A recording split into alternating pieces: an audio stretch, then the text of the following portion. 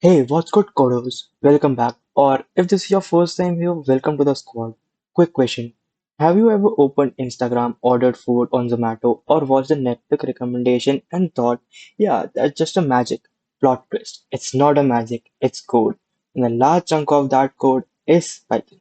So today we are kicking off a 10 video series that takes you from I don't know what a variable is to I can literally read and write files using code. No cap, no fluff, just clean, simple, sometimes chaotic explanation that will actually stick. I am Sarvuki Codes and this is video 1. Hello Python. Let's get into it.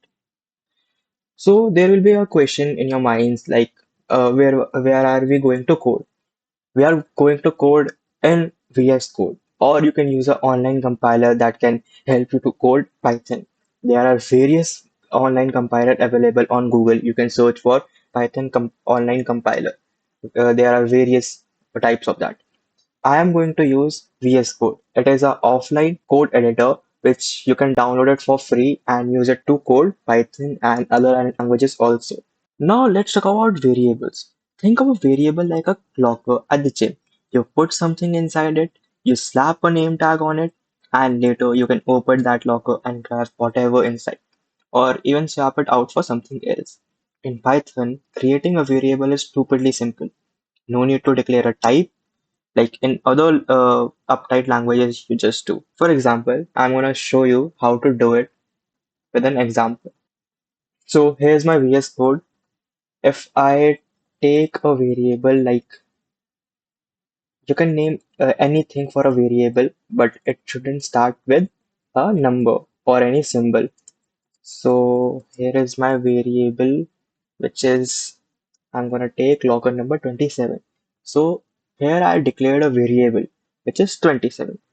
That's it. Python's smart enough to figure out that 27 is a number. No shouting, int locker number is equals to 27. Like you are yelling at a printer. It just gets it. Now, Python has four basic types you need to know for this stage. First one is int or integer, whole numbers, like your age or how many texts you left on read. Second, float, decimal numbers, like your GPA or how much of your battery is left. Third is string, str, text wrapped in quotes like your name or that one caption you spent 20 minutes writing. Fourth, bool or boolean, just true or false, like whether you actually did your homework. Be honest with me, don't lie. You can check any variables type using type parenthesis function. It's basically Python's way of going, let me interrogate this value real quick. Theory is done. Let's write some actually entertaining codes. I'm not doing age equals to 20 boring examples on you. We are doing this properly. The are you texting back tracker. So let's uh, let's say you have a friend which you have texted to. So we will have a variable named as friend texted back, which will be false. I'll gonna give this a false.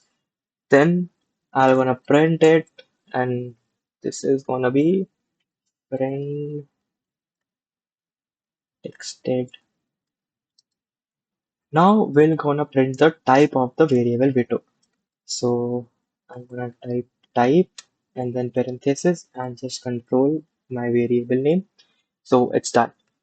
Run this. I'm gonna run this and it's run this and Python will confirm brutally.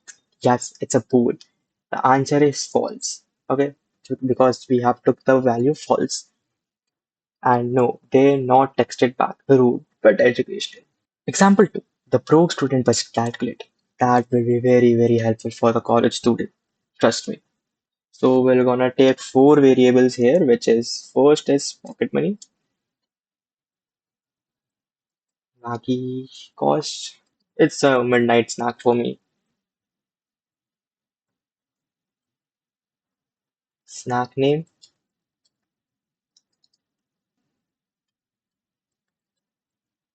and craving Maggie. So if you're craving Maggie, it will give the value, and it's true. So we're gonna print these values now. So here I printed three values.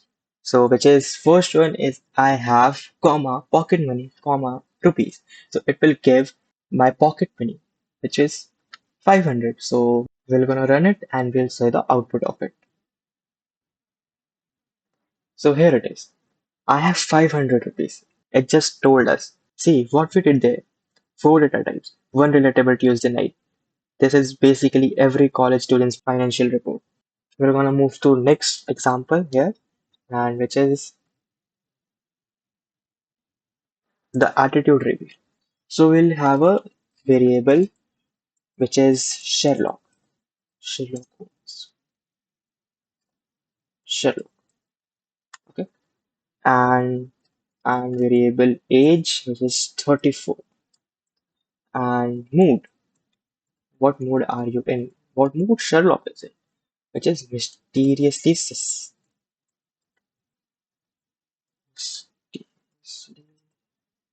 suspicious. And is available. Is he available? Which is false. He is not available. I'm gonna print the value. We'll just run the code and you'll see the answer. It just gave the answer key. Sherlock is 34 years old. The variables we have just put in, it's giving the answers and is feeling mysteriously suspicious and is available for work false. So it's damn simple. Change these values, run it again, and boom, you just made your own dramatic character intro. Free free character development courtesy of Python. Alright, time to prove you weren't just watching this in the background while scrolling reels. Pause the video and try these. The first problem, the vibe check. Create four variables. Your name, which is its string. Your name is always in string. Your age, which is an integer. Your favorite movies rating out of 10, which is in float. You know the rating comes in a float. Okay. You whether you are currently procrastinating. Cool. Print all of them in one stitch. Do it, pause the video and try these. Okay. And give me the answer in the comment section. I will check. Surely check. Okay. Now we are gonna move to second question. Hopefully you just try it. It's very easy. Just try it for the ones. The type detective. Without running the code, guess the data type of each of these. Then verify using type parentheses. First, which is A 10, B 10.5, C equals to double semicolon 10, D equals to true. So you just have to use type parentheses to see which data type they belong to. It's very simple. You can try this, pause the video, try this, and let me know the answer in the comment section. Let's move to the third question. The glow up challenge. This is a fun one. Create a variable called bank balance with any int value. Then reassign it to a new value.